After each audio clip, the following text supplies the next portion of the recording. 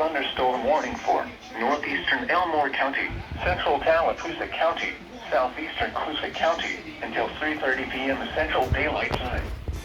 At 2:50 p.m. Central Daylight Time, a severe thunderstorm was located over eastern Lake Martin, or 7 miles south of Alexander City, moving southeast at 25 miles per hour. Hazard, 60 miles per hour wind gusts and quarter-size hail. Source, radar indicated.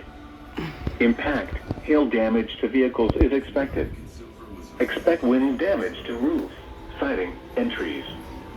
Locations impacted include Alexander City, Jadeville, Camp Hill, Equality, Eclectic, Jackson's Gap, Waverly, Martin Dam, Nicksburg, Southern Lake Martin, Eastern Lake Martin, Western Lake Martin, Northern Lake Martin, Cowaliga Bridge, Wind Creek State Park, Still Waters Resort, Fish Pond, Deer Park, Yates Reservoir, and Susanna Crossing.